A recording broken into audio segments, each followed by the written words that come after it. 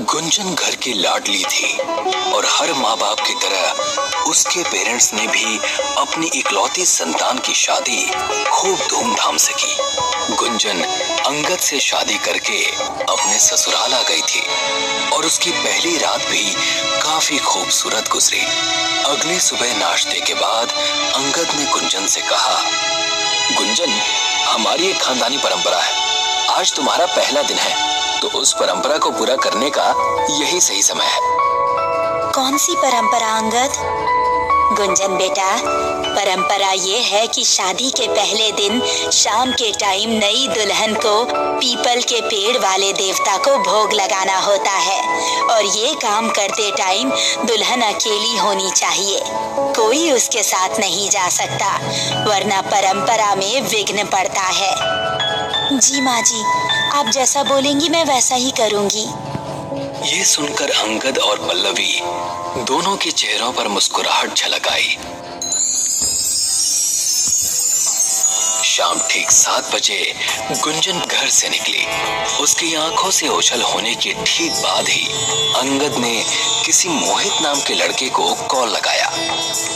वो यहाँ से निकल चुकी है, तू तैयार है ना? यार अंगद, थोड़ी देर हो जाएगी यार, मैं बस पहुंचने ही वाला हूँ। उसे यहाँ से जाते हुए सभी लोगों ने देखा है, यही ठीक मौका है, जल्दी से वहां पर पहुंच, समझा? इस तरफ गुंजन जंगल की तरफ तेज तेज कदम बढ़ा रही थी। जंगल से आती जानवरों की आवाजें उसे काफी हद तक डराने में कामयाब हो रही थी। बड़ी अजीब रस्म है, बस इसको पूरा कर दूं और भगवान मुझे सही सलामत घर वापस पहुंचा दे। अब कुछ ही दूरी पर गुंजन को एक बड़ा सा पीपल का पेड़ नजर आया। शुक्र है मिल गया। उसे इस बात की खबर तक नहीं थी कि कोई और भी इसी समय पर उसे घूर रहा है।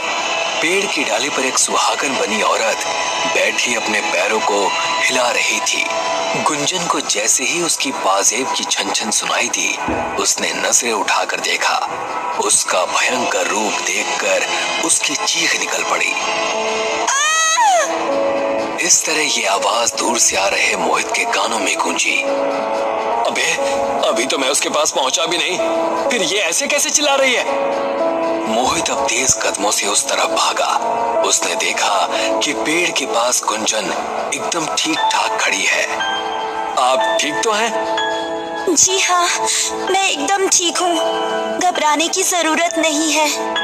ऐसा कहकर गुंजन मुस्कुराती हुई वहां से चल दी। मोहित अपने मुंह ही मुंह में बुदबुदाया, अब तक तो ठीक ठाक थी, लेकिन अब नहीं रहने वाली। ऐसा कहकर मोहित ने अपनी पॉकेट से चाकू निकाला और उसे लेकर गुंजन की तरफ भागा। जैसे ही गुंजन ने उसकी आंखों में देखा, मोहित खौफजदा हो गया और उल्टे कदम बढ़ाते हुए वो जमीन पर गिर गया। तभी एक जोरों की चीख फिजा में गूंजी और फिर गुंजन झम झम करती हुई वहां से चली गई। अब उसी पेड़ की एक डाली पर मोहित की लाश लटकी थी, जिससे लाल लाल खून नीचे टपक रहा था। पता नहीं इस मोहित ने अपना काम किया कि नहीं, वो तो फोन भी नहीं उठा रहा। तभी उसे बाजेब की छन छन सुनाई दी।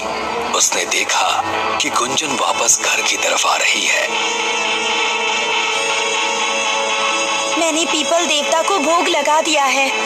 ऐसा कहकर अपने कमरे में चली गई। ये मैंने किस आदमी को काम दे दिया, उससे एक औरत नहीं मारी गई। शिट! गुंजन अपने कमरे की हर एक चीज, हर एक दीवार को गौर से देख रही थी और उसके चेहरे पर खुशी नजर आ रही थी। यही तो मेरा आखिरी सपना था, अपने ससुराल में रहूं और वो सभी सुख उठा सकूं जो एक सुहागन को नसीब होते हैं। रात को जब अंगद अपने कमरे में पहुंचा तो गुंजन दुल्हन बनी हुई बेड पर बैठी थी। क्या बात है, हमारी सुहागरात तो कल हो चुकी है ना, फिर आज दोबारा तुम दुल्हन कैसे बनी बैठी हो? मेरे लिए तो हमारी सुहागरात आज ही है। सुबह के टाइम गुंजन और अंगद अभी सो ही रहे थे कि जोर जोर से अंगद की बहन सृष्टि दरवाजा पीटने लगी। ये सुनकर वो दोनों ही उठ गए और गुंजन ने दरवाजा खोला। भाभी, आपको जरा भी तमीज नहीं है कि जॉइंट फैमिली में कैसे रहा जाता है? क्या हुआ सृष्टि? जॉइंट फैमिली में इस टाइम बहुएं नाश्ता बनाना शुरू कर देती हैं और आप तो अभी तक गधे बेचकर सो रही हैं। ये सुनकर गुंजन चुपचाप किचन में चली गई। भैया, आपके उस किलर से तो कुछ नहीं हुआ। मैं सोच रही हूँ इसको किचन के अंदर ही खत्म कर दूं। सबको यही लगेगा कि किचन में काम करते समय जलकर मर गई। ये सही आइडिया है। मैं अकेले ही इसको ठिकाने लगा दूंगी। राजेश, पल्लवी और अंगद तीनों घर से बाहर निकल गए। अब सृष्टि किचन की तरफ चली गई। वहां जाकर उसने देखा कि गैस पर रखी कढ़ाई में तेल खौल रहा है। वो दबे पांव गुंजन के पीछे गई और एक ही झटके में उसने गुंजन की चुटियां पकड़कर उसका मुंह खौलते हुए तेल में दे दिया। गुंजन कढ़ाई से अपना मुंह निकालने की कोशिश कर रही थी, लेकिन सृष्टि ने पूरी ताकत से उसकी चोटी पकड़ी हुई थी। अब आएगा तुझे मजा।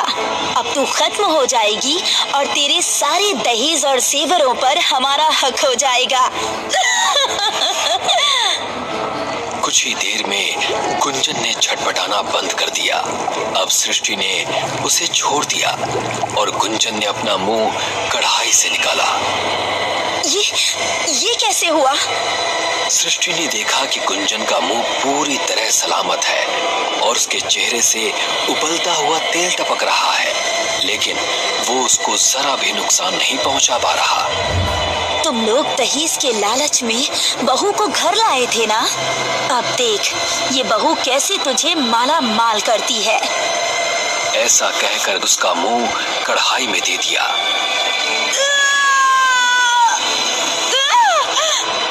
सृष्टि का मुंह कढ़ाई के तेल में तल रहा था और गुंजन खड़ी हंस रही थी। गुंजन की आंखें इस समय लाल लाल चमक रही थी। अब सृष्टि का चेहरा भी जल भुनकर बदसूरत हो चुका था और वो खत्म भी हो गई थी। गुंजन ने उसको छोड़ा तो वो जमीन पर गिर पड़ी। मेरी ननद जी, ये क्या हो गया है आपको? गुंजन की चीख सुनकर सभी पड़ोसी और बाकी परिवार वाले घर के अंदर पहुंचे। सृष्टि की मौत का खौफनाक मंजर देखकर सभी की रूह कांप उठी। सृष्टि, ये कैसे हुआ? ननद जी से मैं कह रही थी कि ये काम मैं कर लूंगी। इन्होंने मुझे घी का डब्बा लेने स्टोर रूम में भेजा था और जब मैं वापस आई तो... ये कहकर गुंजन फूट फूट कर रोने लगी, लेकिन अंगद और उसके माँ बाप को गुंजन पर भरोसा नहीं हो रहा था। अब इसी तरह दिन गुजरे, हफ्ते बीते और अब पूर्णमासी की रात आ गई। आज गुंजन ने अंगद को जल्द ही कमरे में बुला लिया और फिर उसे सुलाकर कमरे से बाहर निकली। अपने कमरे में पल्लवी अभी भी गुंजन को मारने के बारे में ही सोच रही थी। पता नहीं क्या खाकर आई है ये, कमबख्त मरती ही नहीं। तभी उसे बाहर का मेन डोर खुलने की आवाज आई। इस समय मेन डोर पर कौन हो सकता है? पल्लवी ने हल्का सा दरवाजा खोलकर देखा तो वो गुंजन ही थी जो कि घर से बाहर निकली थी।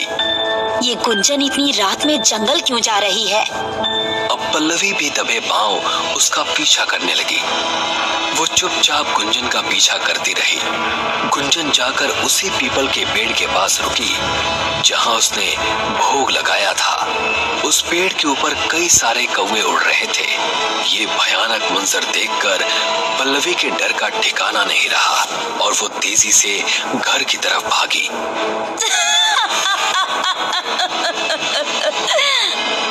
पल्लवी भागी भागी अपने घर पहुंची। वो सीधा अपने कमरे में गई और बेड पर ढेर हो गई और पल्लवी को बहुत तेज बुखार हो गया था।